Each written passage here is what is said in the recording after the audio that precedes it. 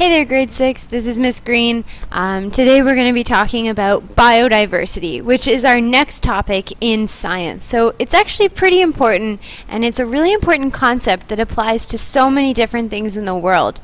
After you start learning about biodiversity, you'll realize that it's all around us all the time. So the other day, I know that you talked about biodiversity a little bit.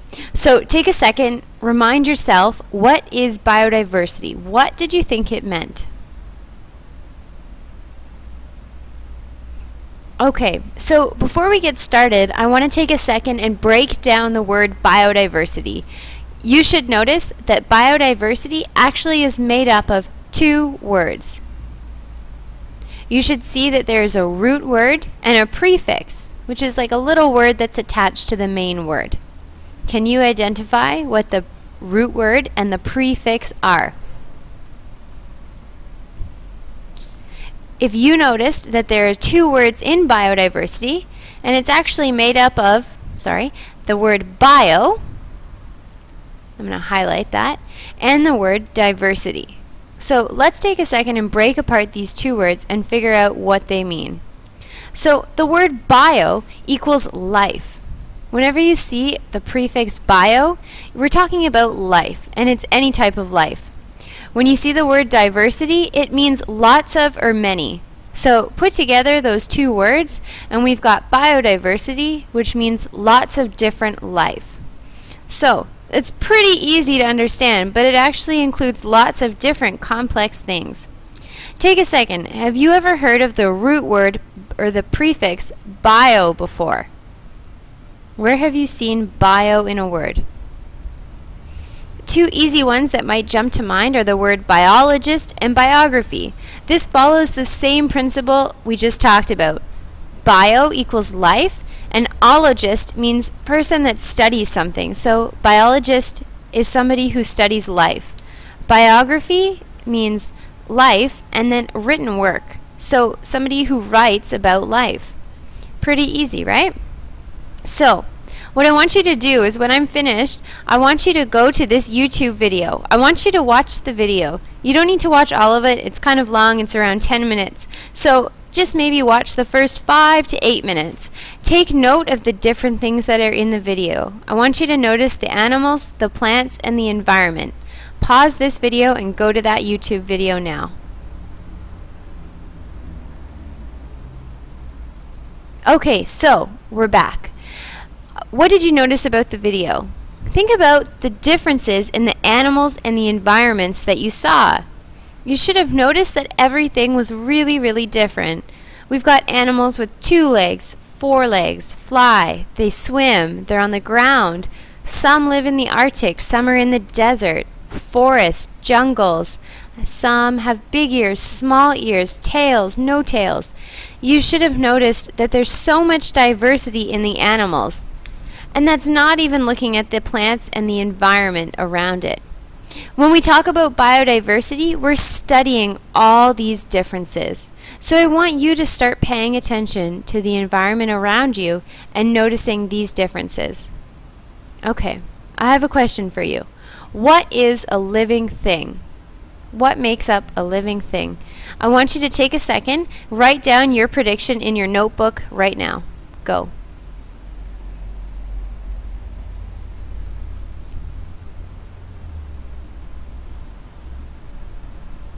So, coming back, a living thing. Think about what you described as a living thing and see how it compares to the next bit I'm going to show you.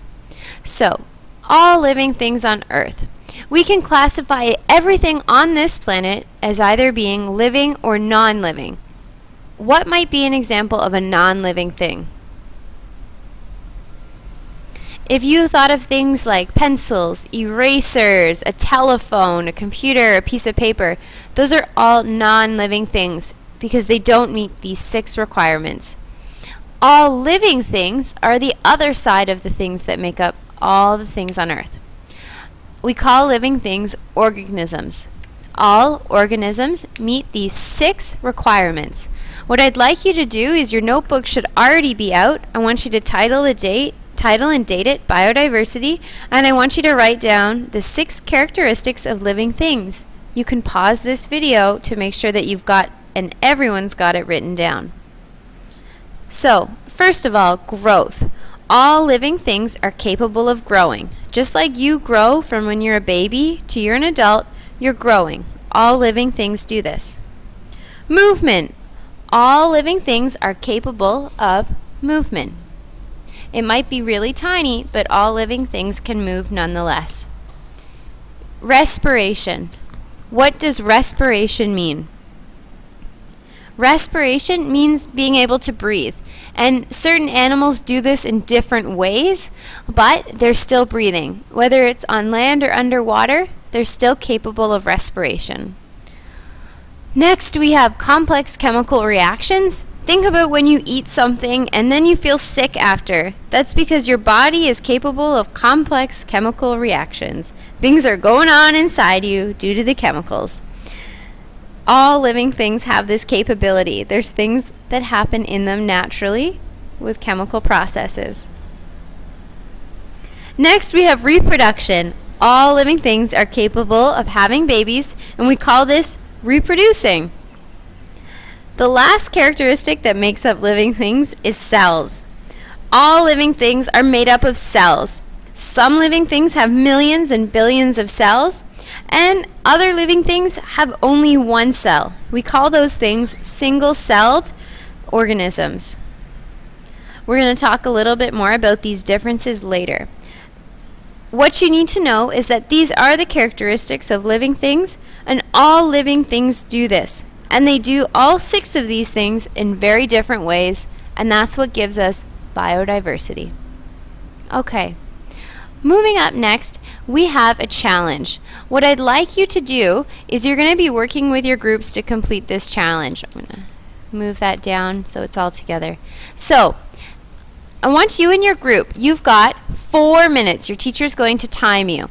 You need to write down on the piece of paper the name of as many different living things as you can. After the 4 minutes is up, you're going to switch your list with a different group. Add up their total. The group that has the most living things written down is the winner of this challenge. Okay? You're going to pause the video and do that.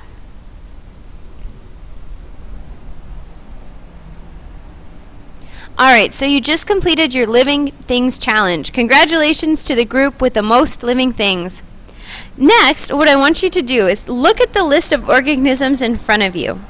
I want you to think about what are different categories or characteristics that we can group and sort these different living things into.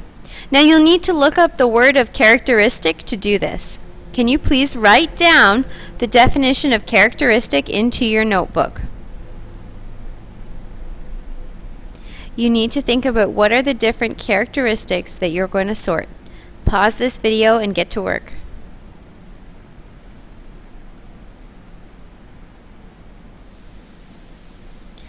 Alright, so coming back, we need to take a look. What are the different categories that your group used? Take a minute, look around the classroom, maybe talk with other groups. How did they sort their living things? How are you similar and how are you different?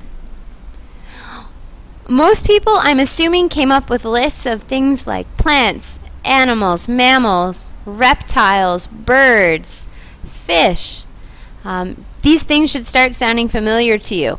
These are great ways to classify and sort animals, and in fact, that's how a lot of ways we already do sort them. But we need to look at more scientific ways. That's why we're studying this in school. What I want you to do is think about the different categories you came up with. You should grab the 5 Kingdoms handout that your teacher has. So, we categorize all living things into different categories. There's so much biodiversity in the world, we need to have multiple steps to do this, and different layers of sorting animals.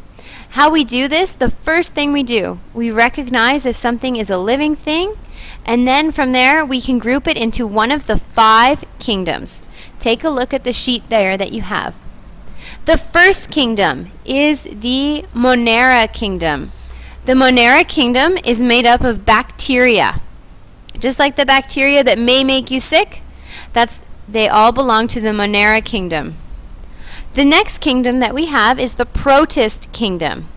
The protist kingdom contains mostly one-celled organisms and some different types of algae. The next type of kingdom is the plant kingdom. This includes trees, grasses, flowers, orchids. These are all plants that fit into the plant kingdom. Next, we have the animal kingdom. This should be the one that most of your brainstorming about living things came up with. Animals are a huge kingdom, and these are the ones we see and think of most often. We can break the animal kingdom into animals with backbones and animals without backbones. A word that we use to describe having a backbone is a vertebrate. Now, an animal that's an invertebrate is an animal without a backbone. What I want you to do is lean forward at your desk right now, and I want you to feel your back. You should notice that it's really bumpy and you have a smooth line running down it. That is your spine. That is your vertebrate. You are a vertebrate animal. We fit into the animal kingdom. The last kingdom is the fungi kingdom. This kingdom has mushrooms, lichen, and some types of moss. And that's the last kingdom that we're going to be studying. So, these are the different kingdoms that we can fit all living things into, and from there we break it up into more. What I want you to do is pause this video when I'm done and watch these two videos. There's a Brain Pop and a YouTube. Keep in mind, the Brain Pop's going to teach you there are 6 classifications or kingdoms. We're going to only follow the 5 kingdom method because the 6th kingdom is actually fairly new. So, stick with the 5 kingdoms and we're good to go. Watch those videos and come back.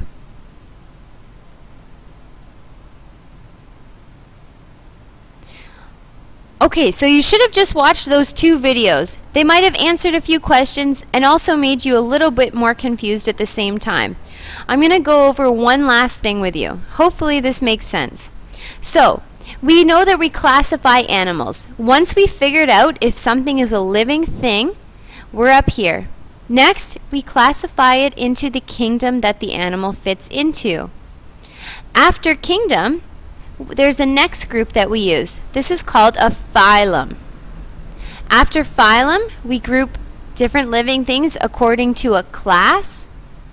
After class, we sort based on order. After order, we base it on family, then genus, and then species.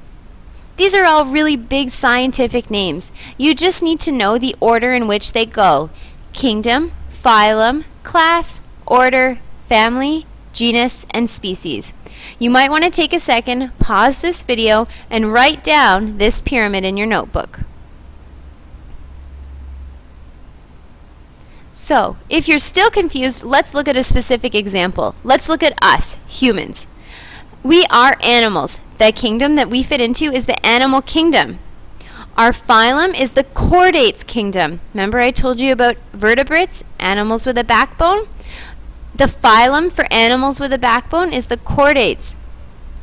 The class that we follow next is mammals. This is chordates with fur or hair and milk glands. Next is the order. We fit into the primate order. We are mammals with collarbones and we have fingers that are capable of grasping. Our family is the hominids. We are primates with relatively flat faces, and we have 3-dimensional vision. This is how we start getting more specific and breaking up biodiversity. Our genus is Homo. This means we have an upright posture and large brains. That's why you're all so smart. Our specific species is Homo sapiens. So we have a height, forehead, and thin skull bones. It's basically just breaking it up a little bit more specific to get our species. Hopefully this makes a little bit of sense to you. If you have questions, ask your friend, come see your teacher, or look it up online. You'll be able to get lots of information. For the rest of the day, I want you to find 3 specific species from each of the different kingdoms. Write it down in your notebook. Use World Book and Brain Pop to help you out. Good luck.